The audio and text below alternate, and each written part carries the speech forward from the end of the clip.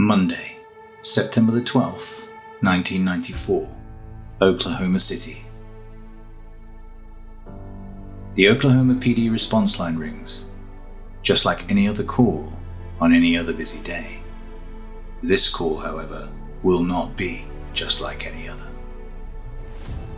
Sheriff John Whetsel picks up the receiver, and in doing so, starts a process that will echo back over 20 years, affect countless lives, uncover a devastating tangle of kidnap, abuse, deception, and murder, but tantalisingly also leave many questions unanswered.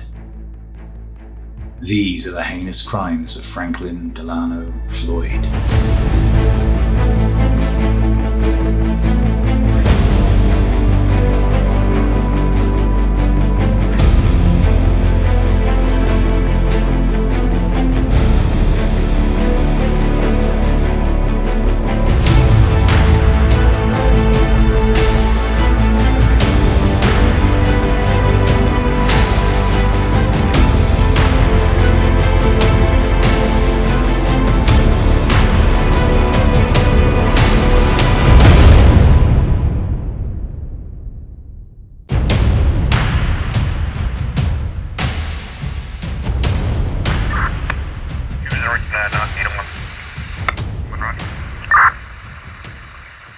On the call in question, a young jogger reported that an agitated man had been found bound and handcuffed to a tree in a local wooded area.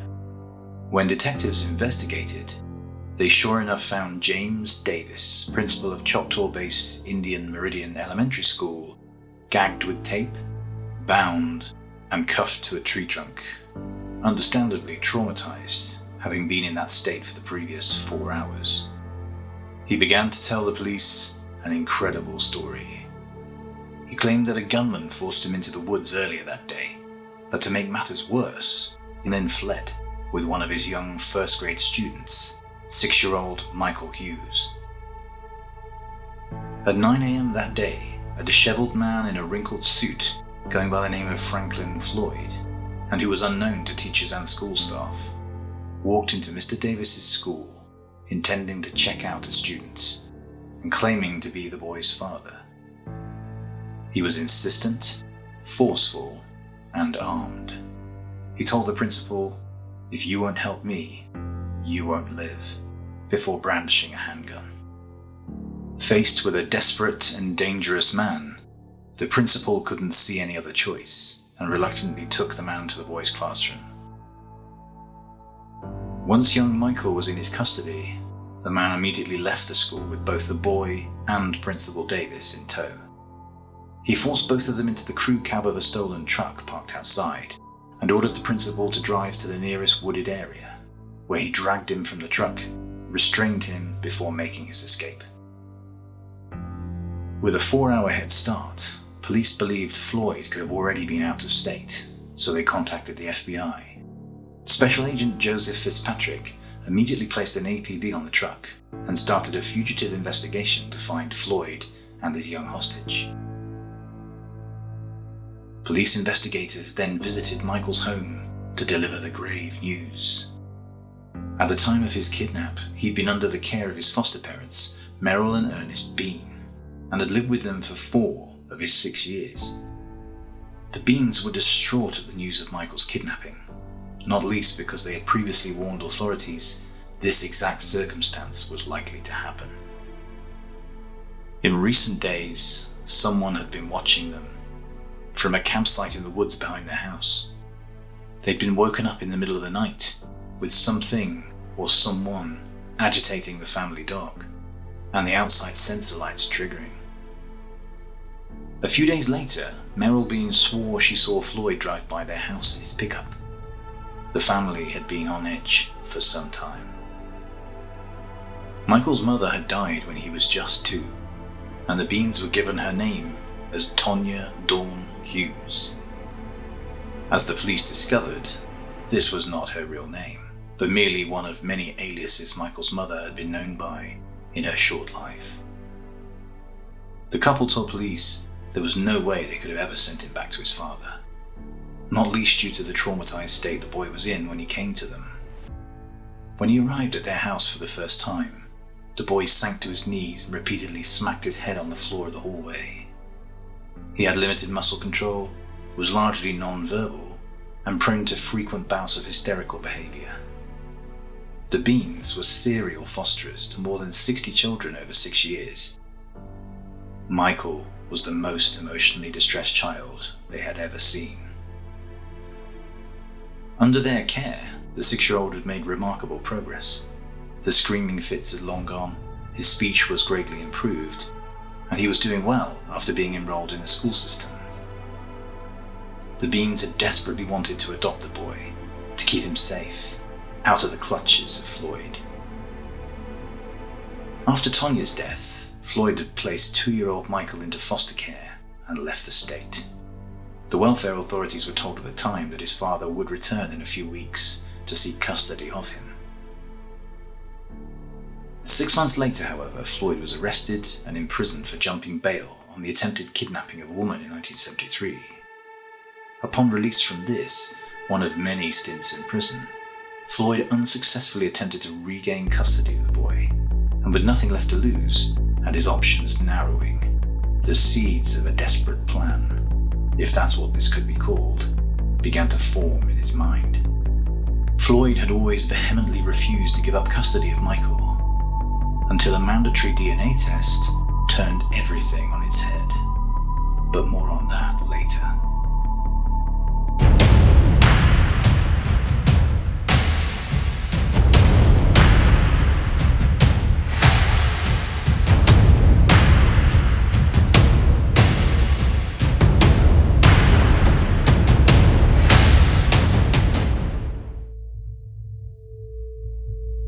With the residents of Oklahoma on high alert, investigators sifted through Floyd's past in a desperate search for clues to his whereabouts.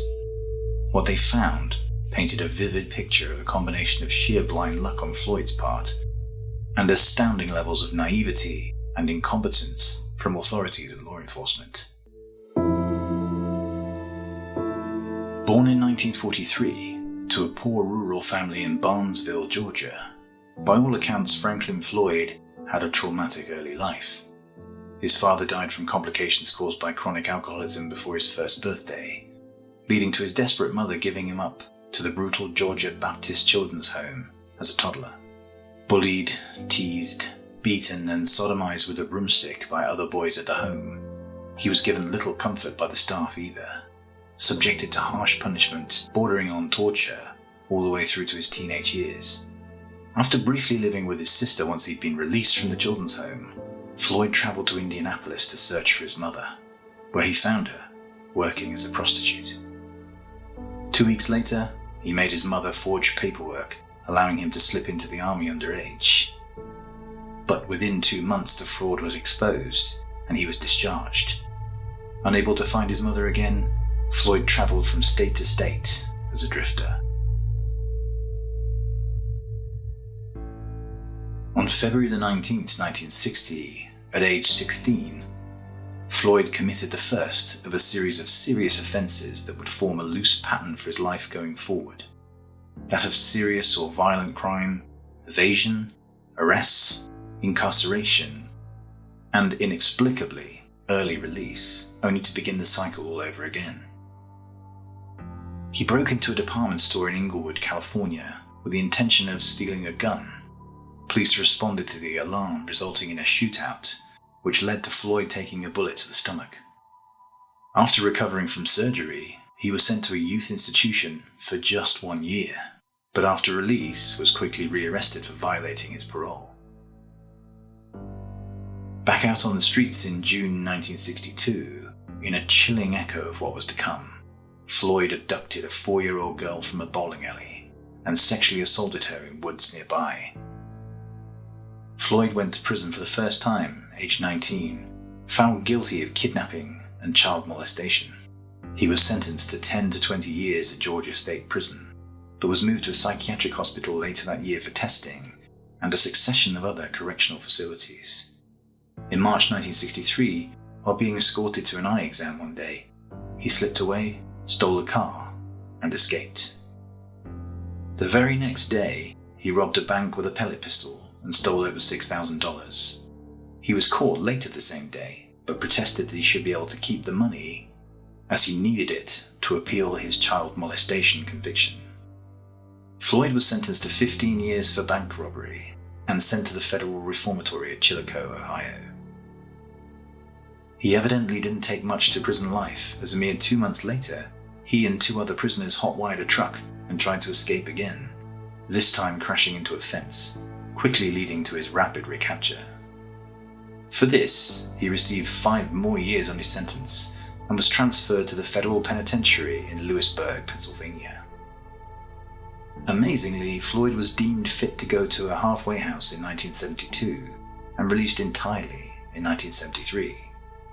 After committing kidnapping and child molestation, escaping prison only to commit armed robbery, then attempting to escape for a second time, Floyd was back out on the streets, having served less than 11 years of his lengthy sentence. On January the 27th, 1973, just 1 week after release, Floyd attempted to kidnap a woman from a gas station in Atlanta, Georgia, and drag her into his truck and rape her. She fought back and escaped, and Floyd was quickly rearrested. If you're thinking surely this time Floyd's luck had run out, you'd be incorrect. Once arrested, Floyd persuaded a former inmate, David Dahl, to post his $3,000 bond, which was duly granted. Floyd was scheduled to go on trial in June 1973, but predictably jumped bail and went on the run. This time, however, he managed to evade the authorities for 17 years. In Tulsa, Oklahoma, 1990, Floyd made a mistake, one that eventually would lead to his capture. While attempting to collect on Tonya's life insurance policy, he used his real details. Giving his status as a fugitive from the law, red flags were raised at the insurance company, eventually leading to his arrest for violating parole. But on that occasion, he spent only 3 years in jail before being re-released. Within 6 months of getting out, police were again searching for Floyd, this time for the abduction of Michael. As a result of a routine DNA test, which was part of little Michael's foster parents' attempt to adopt him, Franklin Floyd was found to be categorically not the boy's biological father.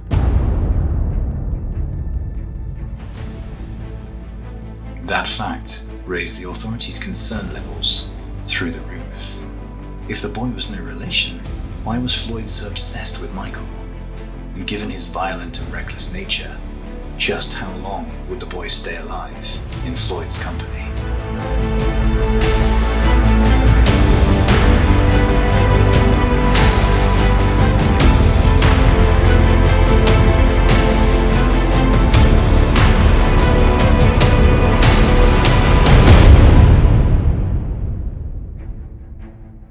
This is part 1 of a 3-part series, so stay tuned as the seismic revelations in this case have only just begun. Coming up, with time running out, the police race to try and save young Michael's life. Along the way, they uncover the tragic and shocking truth behind the identity of Michael's mother. But can they find and stop Floyd before it's too late?